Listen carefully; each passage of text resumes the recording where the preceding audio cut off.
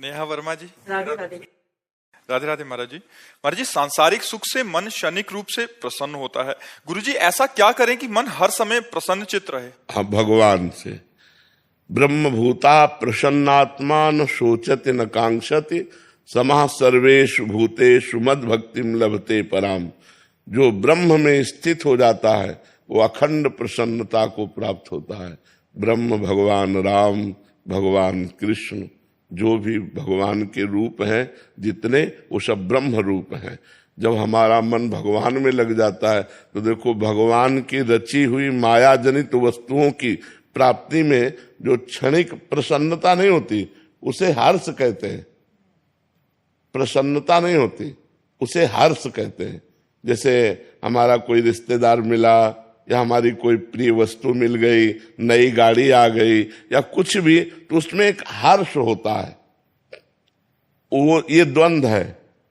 गाड़ी मिली, एक्सीडेंट हो गया, अब शोक होगा। व्यक्ति मिला, वो बिछुड़ गया, शोक होगा। वस्तु मिली, वो नष्ट हो गई, शोक होगा। हर्ष का परिणाम शोक है और प्रसन्नता अखंड होती है।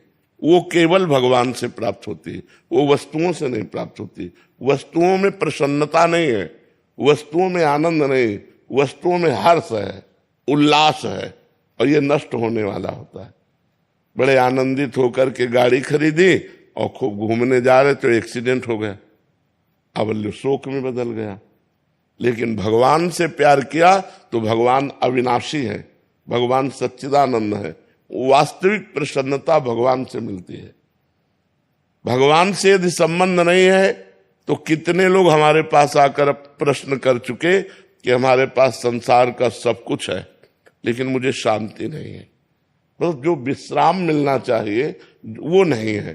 तो वो संसारिक भोगों में तो है नहीं, वो तो भगवान में मिलेगा। जितना नाम जप करोगे उतना ही प्रसन्न रहोगे, चाहे जैसी परिस्थिति हो। यदि भगवान का भजन नहीं है तो जीवन में प्रसन्नता नहीं आ सकती है, पक्की बात समझ लो।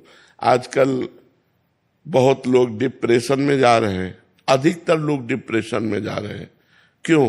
क्योंकि भगवान का भरोसा नहीं, भगवान का बल नहीं, भगवान का भजन नहीं, गंदा खान पान, गंदा चिंतन, और इतना नकारात्मक चिंतन हो गया कि वो भयभीत बने। डिप्रेशन वाला आदमी हर समय भयभीत रहता है, वो कल्पना कर करके परेशान रहता है।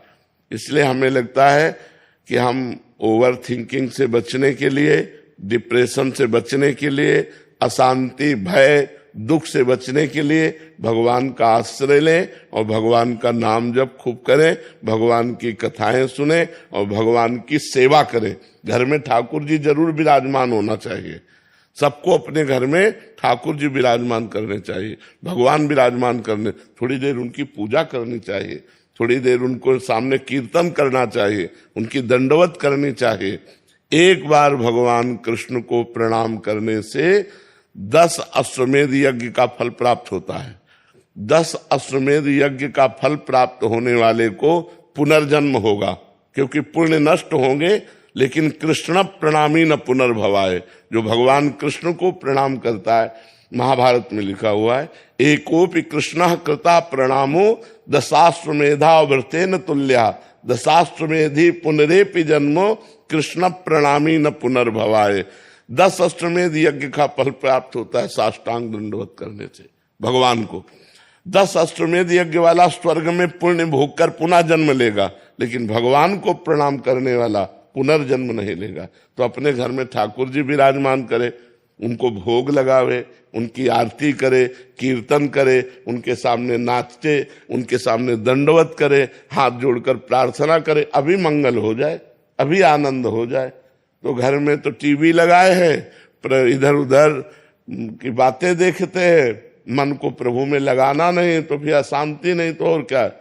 अब जिसको देखो मोबाइल में लगा रहता है, जिसको देखो मोबाइल में लगा रहता है। 1 मिनट भी मोबाइल से अलग रहना पसंद नहीं है कि शांति से बैठकर भगवान का चिंतन कर रहे हैं, शास्त्रों का स्वाध्याय कर रहे हैं, ठाकुर जी की सेवा कर रहे हैं।